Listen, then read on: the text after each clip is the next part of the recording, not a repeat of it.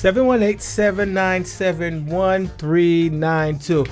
Well, you know what? We're trying to work on getting our other guests in the call in right now, but we have Mr. Lolli in the building right now. So, Mr. Lolli, I mean, we had you on the show before. We have a lot of people, just a lot of different questions. And I mean, I'm definitely, you know, when I first met you and heard, you know, your story and what you've done and what you have accomplished in such a short period of time, I was just like overwhelmed. And, you know, that's why, you know, any opportunity I get to connect you with somebody, I mean, that's really what it's all about, to see how we can help other individuals get to another level. Because it's all because what's me is for me and what's you is for you. Right. So, I mean, tell the people what's going on with you right now. Oh, well, lots are going on. I mean, we expanded, as you said, from one location to 54 locations by virtue of franchising. You know, about 27 months ago, I decided to turn my company into a franchise, and then it just exploded. It grew organically because we didn't advertise it or promote it in any way. Traditionally, it's just mainly employees that wanted to get involved. They love the brand, employees, clients, customers, owners that we represented on rental transactions. They decided to invest, and it just took off from there. So let me just chime in a little bit, because I want to go back a whole bunch, well, not a whole bunch of years. I don't want to be offensive to anyone, especially you, Mr. Lolli. But correct me if I'm wrong. Your dream of success took shape when you were 6 years old. When I was 6 years old. And I just want to share a little bit of that story, because I was talking to some kids yesterday at a school, and I was just telling them, tap into what you like now, because that may determine your future later on. But the story is, you were 6 years old. Your mother was taking you into Saks Fifth Avenue shopping, and you saw this $18 watch. And you kept asking your mother to purchase the watch, and she told you no. And then one day she broke down in tears because she told you that she couldn't afford the watch. And this was like newsflash for you, because in your household, you didn't live a life of poverty. You seemed to have everything that you had wanted and needed, but you promised your mother right then and there on the spot that you was going to get her a mansion and a limousine. And that all came into fruition. So tell us about that day. Well, you know, that day I came to a realization of a lot of things, kind of like the movie The Sixth Sense, when it all comes together. I started recollecting all the other times that she took me to Saks Fifth Avenue, was trying on clothes and perfume. But for some reason, we would walk out of the store empty-handed. Right. She would never buy anything. So it all made sense right there. She was dreaming about a life, because we didn't come from money, but I was showered with a lot of love and affection from my family. So I thought I had it all. And when I realized there were limitations and struggles that my parents were going through, I said, you know, if I ever put myself in a position where I can help them, why not? You know, and it was on my 21st birthday when I bought my second property. Oh, wow. And I had just recovered from the property being burned down and the whole fire. It was a big deal. And it almost bankrupted me. We renovated the space. We had a celebration party. And then my mother looked at me and she said, you know what, Anthony?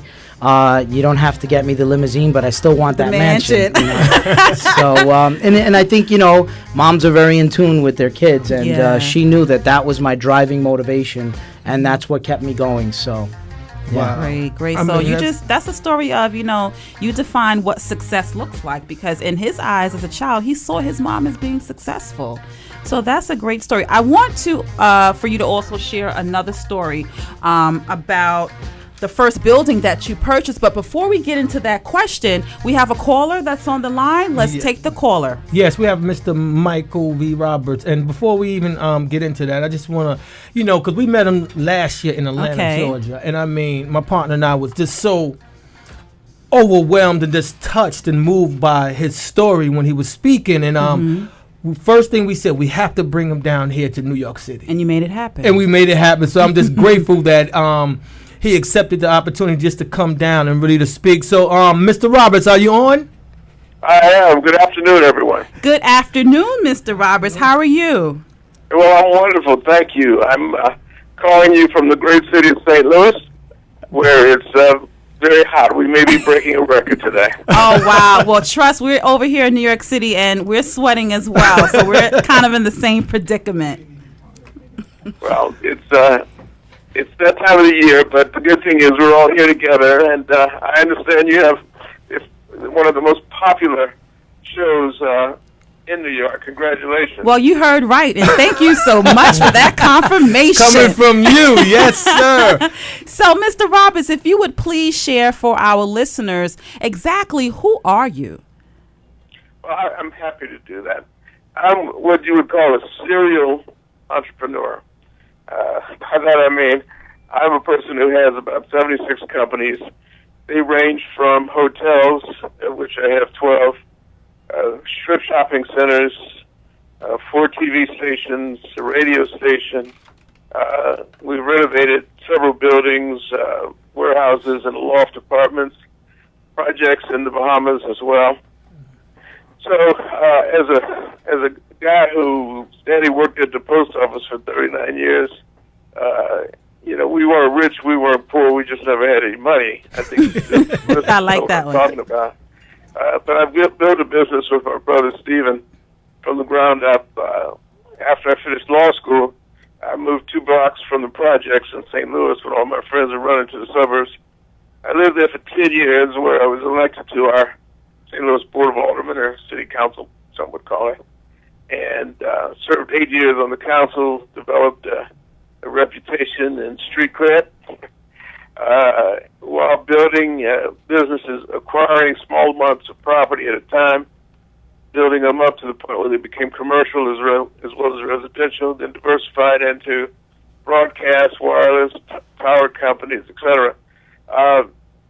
We're easy to find, roberts-companies.com. I'm also the author of a book, Action Has No Season, The Strategies and Secrets of Gaining Wealth and Authority, and they can find it at michaelvroberts.com, or just go to Amazon. The title, again, is Action Has No Season. Now, Mr. Roberts, let me ask you a question. Now, that title, I mean, how did you even come up with that title, Action Has No Season? Well, I, first of all, take an approach a very existential approach, and that is, every day when you wake up, you're given 86,400 seconds. For those doing the math, that's 24 hours. now, I was counting by fives and carrying the one. But even as you think of the moment, it already leaves you. So if conceptually, therefore, you have to live every moment to its fullest extent. And you don't need to waste time, and you don't need to wait for something to come. Hence the rather existential statement that action has no season, meaning you can't sit and wait to take action. Action is an ongoing, immediate existence. Inside of my book, in fact, I coined the word the actionaire, which is defined as a person who takes their dreams, their aspirations, their vision, their passion, and they pursue them with courage, confidence, and bravado. The actionaire is an interesting word, and one that people have been picking up on, interestingly enough, after I've given speeches, even to create actionaire societies and clubs, which is flattering to me.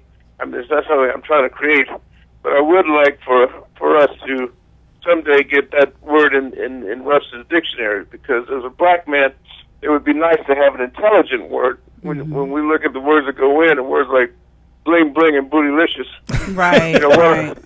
Why don't we come up with something like actionaire, which is a very proactive, aggressive, and a little more intellectual type word.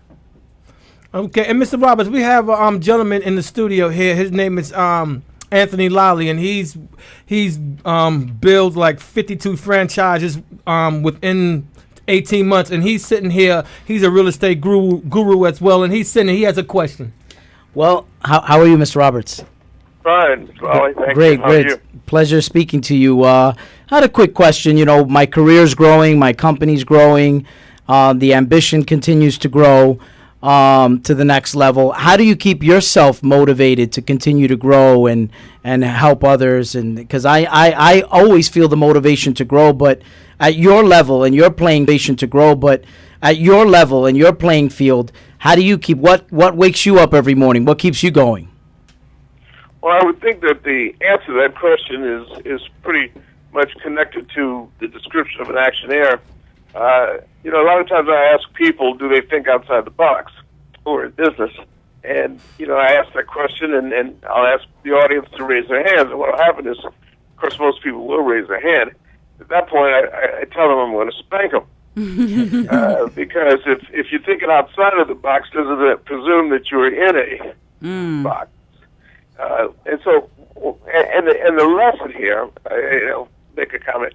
In school, they teach you a lesson to take an exam, but in life, you are examined, which ends up in being a lesson. So when I pursue my various ventures, I like to first diversify. I think you need to have a variety of interests. Frequently, I share with folks that everyone really has a dream. In fact, we have multiple dreams. But what's the first thing you have to do if you have a dream? You have to wake up. And you got to sit up and stand up and pursue them. Now, of course, there'll be plenty of folks in our family and friends who'll try to convince you not to go in a certain direction. They'll tell you about how Uncle Tyrone tried to go into business for himself, and we know what happened to him.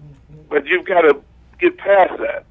You've got to follow not only your empirical knowledge, that which you learn, the business plan, etc., but you also have to follow your instinct. I think instinct goes a long way in business. And, brother, you are probably following your instinct, but I'm sure you have other dreams in addition to what you're doing now. And sometimes you need to diversify and divert a little bit of your time to pursue some of them to help you. It also keeps you sane, because if you stay too focused, totally focused all the time, on one business venture, albeit diversified with your various franchises, it's still in the same genre of business, and you may want to just sort of create just a little more diversity. And when you do that, every morning you're waking up and you're thinking about all the various things. Now, the nightmares, of course, occur too. Yeah, they do. That's when the bankers are pushing you to, to take care of that interest, and or they're going to put you in default, not for financial, but for other reasons, because they're in trouble. I mean, we who are in business have had these challenges, and if people tell you that they've been in business all their life and they haven't had challenges, then you can look at them with a jaundiced eye and consider them as being lacking in truth.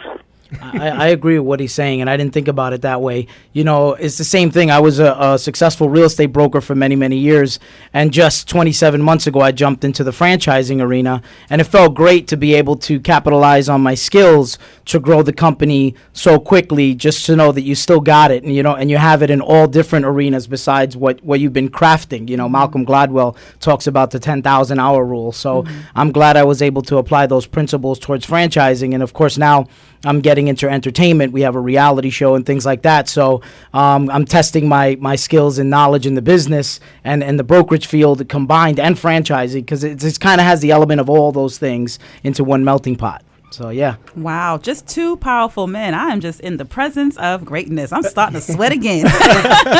But back to you, Mr. Roberts. What I appreciate about Action Has No Season is that there are lessons in the book that will focus and create magnetism around you, and it will cause people in strategic places to pursue you professionally. Now, one of the lessons in your book is to, let me go back. It says to become more enlightened. That is one thing that people can do in order to create success and draw people to them. Can you please explain exactly how do you become more enlightened? Well, there's a variety of ways that you become more enlightened. Let's take the passage of least resistance. You walk into a reception, and there's a room full of strangers. And the question becomes, what business opportunity rests within this room? Well, of course, unless you engage people and create what I call small talk, you really don't know who you might be talking to. Right. I mean, you really could be speaking to the person who's looking for services that you are prepared to deliver to them, or they may be looking for you, and they may be looking for an opportunity, perhaps it's a franchise that's right there, just like we're talking right now. I mean, Anthony and I may end up doing business together. Who knows? Absolutely. That's what I mean by enlightenment. You have to open your mouth and you have to engage people. there's a chapter in my book that deals with small talk and the value of it. I remember once I was at a high net worth individual meeting. I wrote about this in the book, and it was the last morning, some seminars, and everybody there were fairly high net worth individuals. They was invited for that. And all were African American. But this brother was interesting because he was still wearing an afro. He was dressed in a double knit suit, and his wife was very affordably dressed, and his daughter looked like she had just come out of college. They did not look like the other folks with Rolex watches, ladies in St. John's, and men wearing Armanis, if you know what I mean. Mm-hmm. So I sat with them for breakfast, and we chatted, and I could tell they were seeking some advice. I presumed that they were successful people. And he was, for example, saying he was in a program for auto service. Well, I thought maybe he was a Midas muffler dealer or something, trying to, get educated into the business or something along that line. But I just chatted with him like you chat with anyone. And afterwards, I invited him to come to St. Louis and take a tour of some of my properties and see what I'm doing. Well, we then stepped outside. We were getting my car and his car. We were in Santa Barbara, California.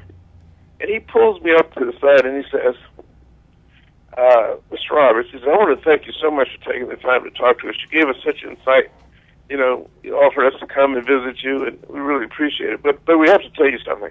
I said, what's that? He said, well, I'm not like these other folks, who are real entrepreneurs and made money. I'm trying to learn how to be one. But the reason I'm here is because I just won this lottery in Chicago, and I have $45 million. Wow. Mm. So my point is, you just don't know who you're speaking to. Right. And the thing is, exactly. And so enlightenment, well, obviously there's a variety of categories. You want to enlighten yourself on your business. You want to know your model. You want to understand it. But you also want to enlighten yourself with people. Yeah. And let people share with you their ideas. And even to the extent, like for example, our hotels, customer service is key. Well, how do you really measure customer service? You measure it because you ask your customer. Tell me, enlighten us. What is it that you like or dislike about our your experience, in my hotel?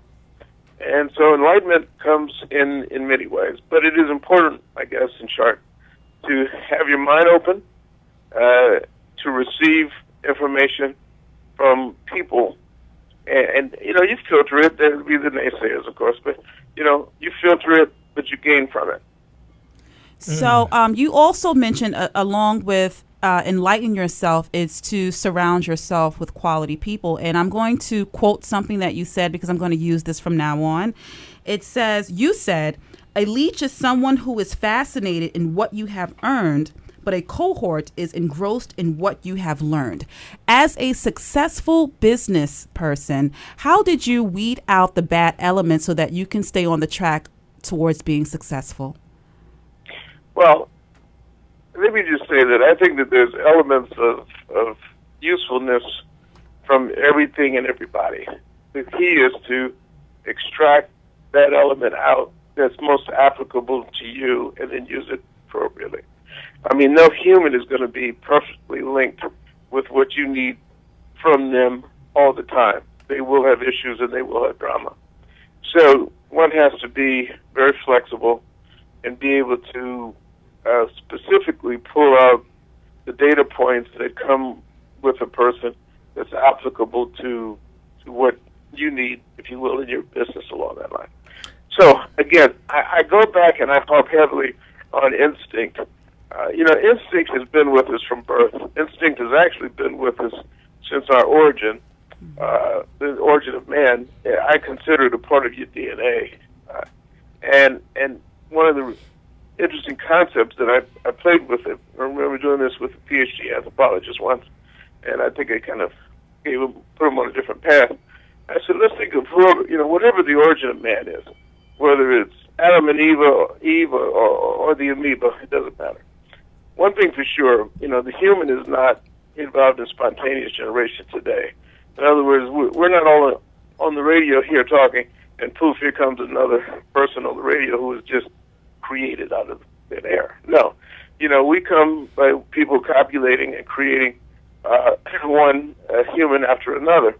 But we have DNA that goes back to the origin of whoever our forefathers and mothers and even creatures of that sort were. So within us, we have these instincts, these natural animal instincts that we sometimes frustrate and don't use, but they really are given to us to be used in business, to be used, how many times have you heard people say, I was walking down a dark street, and something just told me to cross the street and move out the way and get out the way. Is that empirical knowledge, which you were taught? No, that's instinct. Right. And same thing is true as you meet people and as you engage yourself in businesses. Sometimes your instinct might tell you to get out of a business, that you may have tried, and you just have to follow it sometimes. But in other words, it's within us. Our spiritualness is within us, and our knowledge of, if you will, those who came before us have traveled through DNA. And then we always talk about memory, DNA memory, right? Guys are getting out of jail because they find out that DNA doesn't match with the DNA of the culprit, etc. Well, I make the argument that there's probably memory cells that actually exist in our body. I mean, how many of us have gone through the deja vu that, hey, I think I've heard before, I've seen this before, I've heard this before. Right. You can't put it together. But if you ignore it, then fine. But if you embrace it, with its limitations, of course, then I think you'll find yourself to be much more successful and happier in life.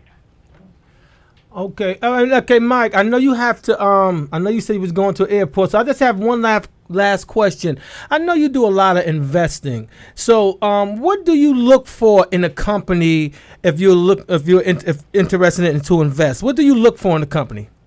Now, let's make it clear. Let's change that from investing to buying. To buying, okay. Yeah, because I'm not an investor. I'm not a venture capitalist like some people, or angel capitalists. That's what they do. They are investors. I mean, if there's a stock market choice, if Facebook goes public as it has, is that an investment? Maybe it is, but it's sort of just parking your money a little bit off to the side. But I think your question really speaks more to, how do you evaluate a business transaction that you are truly engaged in. And it depends on the category of the business. If it's a hotel, like I just bought a hotel in Detroit. It was an Omni. It's on the Detroit riverfront. It's a gorgeous hotel. It's been open about a year now. I mean, right on the water. And as you physically look across out the window, you're looking at Canada, and off to the left is Belle Isle, and it's just a fabulous location. Now, some people might say, well, are you kidding, Detroit? Well, yes, I'm not. I'm okay with Detroit. After all, Detroit has probably the largest black population in America. Right. It just, and if anybody's going to help in leading the way, why not an African American stepping up, writing a check, and just quit talking about stuff, put your money up, and get this thing done. And I'm one of those kind of guys. I mean, I'd rather go in and show. Well, I'm from the Show Me State of Missouri. My thing is, look, I'm gonna step it up. I'm gonna go for it. Right. If the outcome isn't as I would like, fine. I've taken a reasonable risk, and all businessmen must take risks. That's sort of, that's it's a part of it. It's like nature. That's all part of the process. So, we just have to go for it. Okay, Go ahead, I'm sorry. Go ahead. Because I just got a text, and it's just a question that actually from the Facebook. They want to know, because they're excited about you coming to New York, for one thing. They all excited, so they was like, what should they expect when you come into Brooklyn next week for the Success Net? Well, more of the same. I mean, what I'm there to do is receive. I mean, I'll open up with some discussions probably about the value of innovation and entrepreneurship, and what does that really mean? And I'll break it down. I don't try to talk lofty. I try to really break it down so that people get it. Because if they don't get it, I'm wasting my time. My objective, the only reason I wrote the book, is because more of us in the African American community should sit down and write out our ideas convert them into books so that young people 20 years, 100 years from now can sit and read about, what took place in our era. And so the person who sent that to you should come. I will have my books there for sale. Okay. I will position to, give the, as much philosophy and direction and concepts and experience as I have. Question that they would be asked of me, and I'm happy to do it and happy to be there for it. Oh, wow. Thank you so much, Mr. Roberts. We really appreciate you, and we look forward to you taking out your busy schedule and look forward to you coming next week, actually. So thank you so much once again. I really appreciate it. Well, listen, before we leave, I hope we could take a moment. Earl Graves' wife passed today. Mrs. Graves, she was the co-founder of Black Enterprise, which is one of the stalwart magazines for all of us across the United States. She'll be sorely missed. She leaves 3 sons, and they're all good guys. And of course, Earl, I'm sure, is hurting right now. So anybody who knows him, send their prayers. Mrs. Graves was just a wonderful woman, but we lost her just today, I'm told. Well, thank you for sharing that information with us. Today was kind of a rush day, so I didn't even catch that news myself, so thank you for sharing. You're quite welcome. All right. Well, listen, we will see all of you in New York Wednesday night, the 31st, and thank you for allowing me to have an interview with you today. You're welcome. You. And I'll be picking you up, Mr. Roberts, so I can get the opportunity to pick your brain. Great. Okay. Well, we'll talk about it. There may not be much left, but that'll be okay. Okay. See you next week. Thank you so much. All right, guys. Take care. All right, Goodbye. Actually, now we go. Today's successful entrepreneur is looking to meet potential leads to do business with. The 1209affair.com confidently offers the executive meet and greet for today's entrepreneur on 2 levels. Come out and network at one of NYC's prime locations, or join the 1209affair.com for free networking with other 1209 members from state to state. It's the fastest growing business network in this region. No more watered down networking. The 1209affair.com is committed to helping businesses grow. The 1209affair.com. The right people, the right network. It's what you've been looking for. It's the event of 2012. The NAC International and Multicultural Business Expo, happening on Thursday, June 14th, 2012 at the Brooklyn Marriott. Budding and current entrepreneur, business professionals, trade and tourism executives, and youth come and meet new prospective clients and make meaningful connections. Make on-the-spot sales, network, promote your brand, product, or service. Attend empowering seminars and workshops. The business and networking event of the year, the NAC International and Multicultural Business Expo, is where you need to be. Attend, exhibit, sponsor. Don't miss the biggest event of the year. Call now 718-722-9217. That's 718-722-9217. And visit us at www.mynacc.org. That's www.mynacc.org. Hello, this is Carol Janice, Associate Vice President of Monroe College, and I'm here to share some very, very exciting information with you. Join the New American Chamber of Commerce today and get 20% off your tuition with Monroe College. That's right, you heard it, 20% off your tuition. Visit www.mynacc.org for more information. That's www.mynacc.org, Monroe College, and the NACC, a winning partnership for you.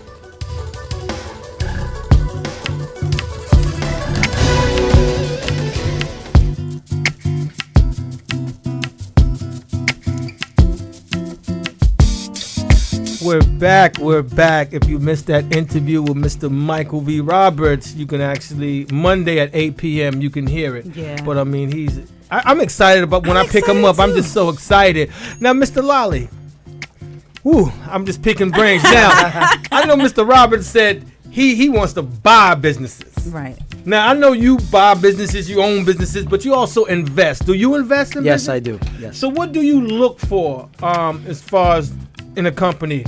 Well, I think that Mr. Roberts hit the nail on the head there. I think you have to look for something that speaks to yourself personally. How much you want to get involved in the business, who you're partnering up when you invest into a business, what the business is all about, what the shelf life is of the business. Is the person you're partners with an expert in the industry? You know, you meet all these people that want you to invest, and then you know more about their business than they do. That's a problem. You want to deal with people that are experts, that have knowledge, that have done their research, that understand that there may be a similar concept out there and can debate with you why their concept is better. So those are the key things. You really want to test who's the one that's going to be running it, because if you're just an investor, you're buying that person. You're buying into that person's dreams. You're buying into their hard work and their ambition, and you want to see how many hours can they put into this, what's distracting them, and things like that. Those are important. So I have two questions for you, Anthony. One, do you only invest in companies that are geared towards what you are currently doing? And two, let's say a person is interested in securing an investor. What do they need in order to get your attention?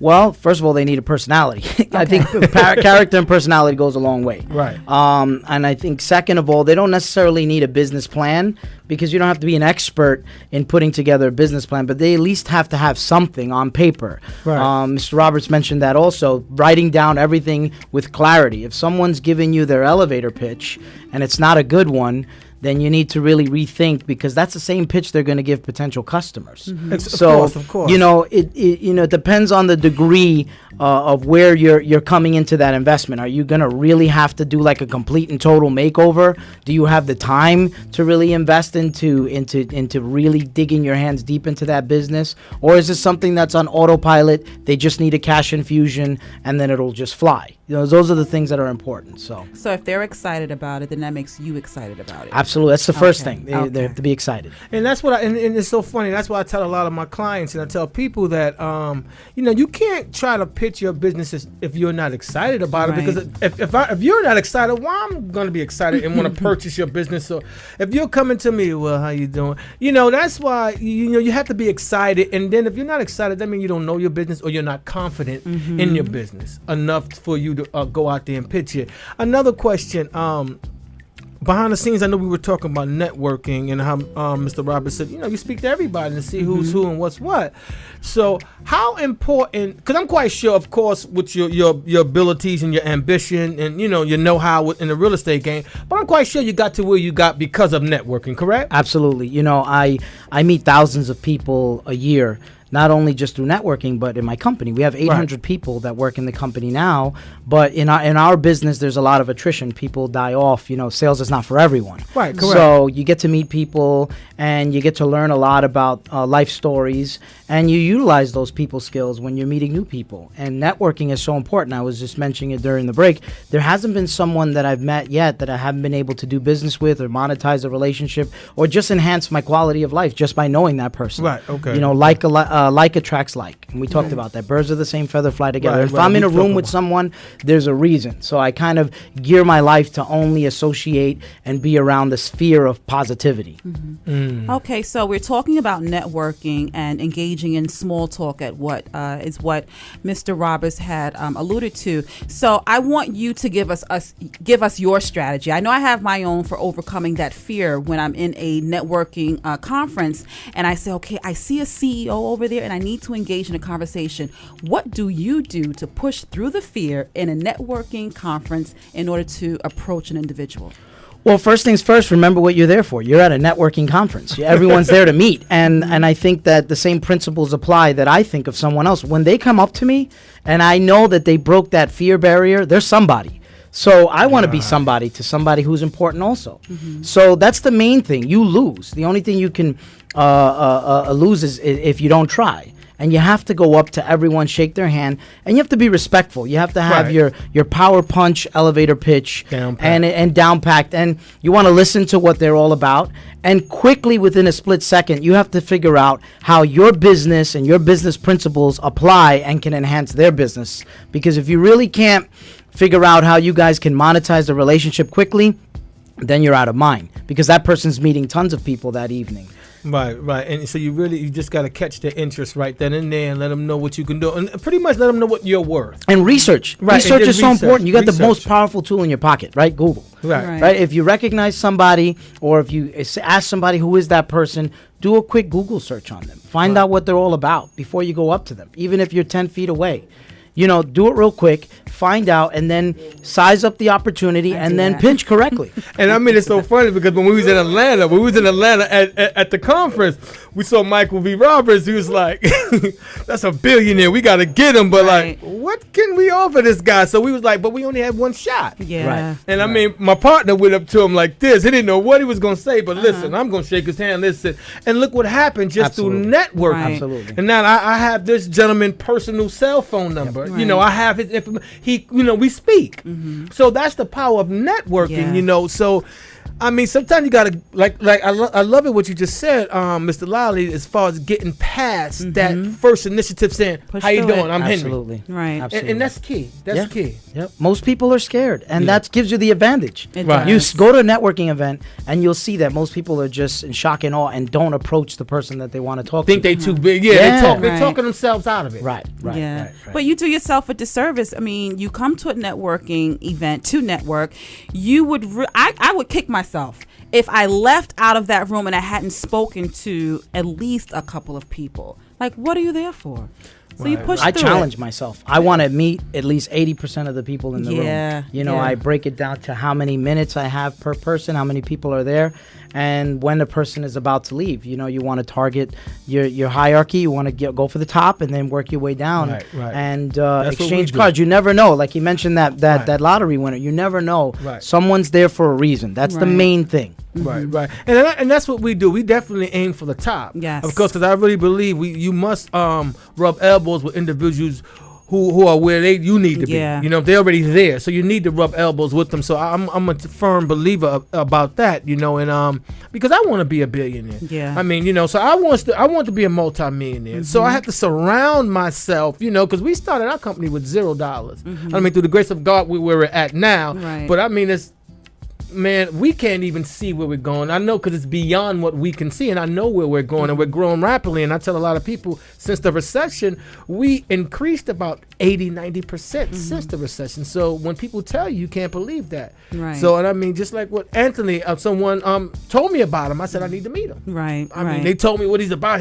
I need to meet him. I don't know what you gonna talk about. I don't know. Just I don't know. I texted him. They gave his number. I texted him. He was like, "What? This is Henry. So and so introduced me. Right. What do you want?" He said, "What do you want to meet about?" I just said something. He was like, "All right." And what I love about him because people try to tell my partner and I, because we're the CEOs of the company, that we shouldn't be we should be standoffish. We wouldn't be so accessible. But Oh, wow. I disagree with that. Yeah. Because, they got this image of you making I totally disagree with that. And what I love about this brother, when I hit him, and I said, let's talk. It was that same day. I'm in a restaurant eating. Am I correct, friend? And he was in Manhattan, and he said, where you at? Let's meet. Oh, wow. And I love it. Wow. And I love that. I mean, that don't make you less than a person. You still a multimillionaire. That you know what I mean? But I just love that because he's a go-getter, and that's how I am, man. And I know, I didn't know what we was gonna work out, but I know it's something. I know a lot of people. I know he know a lot of people. Well, that's what Mr. Roberts said. Action has no season. Right. So you took it upon yourself to make it a dream that became a reality because you acted upon it. So you became an actionaire. So if you're still listening, Mr. Roberts, yes, I am using your word, and we are going to make that word a household name. Mr. Lolli, what to expect at the Success Net? I know you're going to be in the building. Absolutely. You're going to see networking skills at its best. I'm going to go and practice what I preach. I'm going to go and meet new individuals. And the last event was a success. I got a chance to meet so many people that I'm still doing business with till today. It's great. And I'm addicted to it. Why not? And that's what it's about, man. You going into our events and really just networking and meeting people. And I mean, if I know someone in his field, he'll tell you, I hit him up all the time. Anthony, this person looking for a house. Absolutely, this person, I know this person. I know you can connect with him. And that's really what it's about, man. And, so I'm just. And you guys are great hosts, by the way. You guys make the events. You guys make the show. I mean, that's really what it's all about. You know, the core and the leadership behind it. And you know, when you go to the events, it's great because for even some people that are shy, you guys go ahead, get in the crowd, you make the introductions, and that's really what makes the events a success. So you guys are, you know, fantastic at that, and I appreciate that. Yeah, definitely. So tell the people how they can, because I know you got a free class and all that. So tell well, the people we have how a they bunch can of get in things contact with you. for the listeners. If they're interested in getting a real estate license, we're offering free classes, so they can just call or go to our website, rapidnyc.com. And if you really want to get inspired, you can actually read some of the stories, the bios of the 54 franchisees that decided to open up and go into business with me at my personal website, which is anthonylolli.com. And that's Lolli like lollipop, Lolli. So it's one word, anthonylolli.com. And shoot us an email. And if you qualify, we'll give you a voucher and you don't have to pay. The classes are normally $450. So, and then we'll give you a job. And you can work out of any one of our 54 stores and be the next success story. So where do they go to again? What website? Repeat that one more time. RapidNYC.com, RAPIDNYC.com, and then just go to the careers page, and you'll see we have over 200 videos, live testimonials, people holding up checks. It's amazing. We're really in tune with social media, so when you go to our Facebook.com/Rapid Realty, you know, there's a saying that a picture says 1,000 words. Well, we have 5,000 pictures, you know, and it stems from people, you know, signing leases to their new franchise, to people that just are in the class and graduated and made their first check or landed their first deal. It's really exciting, and we're happy to offer the opportunity, especially during these tough times. And we're doing all sorts of real estate, from rentals to commercial rentals to sales, short sales, 1031 exchange sales, and franchising. Somebody just hit me up and they said, I just read the bio on his website. Real success stories. Wow. Thank you. So they hitting us up. And also, I want to tell you about an event actually that's going to be happening at the Marriott, actually. And actually the founder of this law firm actually is going to be giving a great. So I want to talk to you more about that and introduce you to him as well. But we just thank you so much, Mr. Lolli, for coming out. Every time I call him, he's there. And your website again? AnthonyLolli.com. Okay, thank you so much. You guys. And we hope to see you guys next week, Thursday. Remember, go and purchase your ticket today at www.the1209affair.com. www.the1209affair.com. The right people, the right network. We'll be back.